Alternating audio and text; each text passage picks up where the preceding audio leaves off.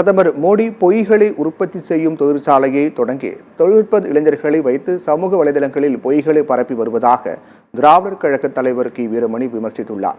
நீலகிரி மாவட்டம் கோத்தகிரியில் திமுக வேட்பாளர் ஆர் ராசாவை ஆதரித்து கி வீரமணி வாக்கு சேகரித்தார்.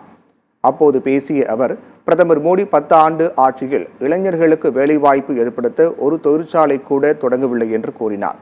அதற்கு பதிலாக பொய்களை உற்பத்தி செய்யும் தொழிற்சாலையை தொடங்கி தகவல் தொழில்நுட்ப இளைஞர்களை வைத்து சமூக வலைதளங்களில் மோடி பொய்களை பரப்பி வருகிறார் என்று வீரமணி தெரிவித்தார். இந்தியா கூட்டணி வலுப்பெற்று வருவதை மோடியால் ஜீரணிக்க முடியாததால் இந்தியா கூட்டணியை வலுப்படுத்திய தமிழ்நாட்டின் முதலமைச்சர் மு.க.ஸ்டாலின் மற்றும் காங்கிரஸ் கட்சி இளம் தலைவர் ராகுல் காந்தி மீது மோடி கோபத்தின் உச்சத்தில் இருப்பதாக அவர் கூறினார்.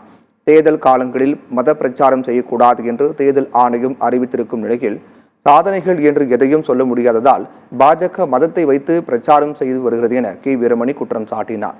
இதனை தேர்தல் ஆணையம் கண்டுகொள்வதில்லை என்றும் அவர் கூறினார்.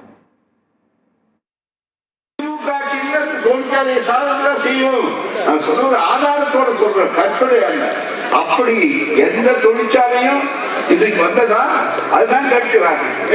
ஒரே ஒரு தொழிற்சாலை இல்ல, 2 தொழிற்சாலை தான் மோடி நடத்துறாரு. 2 தொழிற்சாலை, ஒரு தொழிற்சாலை பொய்யை உற்பத்தி செஞ்சுக்கிட்டே இருக்கிறது. அதுதான் மிக முக்கியம். அந்த பொய் அதுக்கு 20,000 பேர் ஆள் சம்பளம் கொடுத்து வச்சிருக்காரு. வேலை வாய்ப்பு அப்படிதான் உண்டாக்குறாரு. மிக முக்கியமா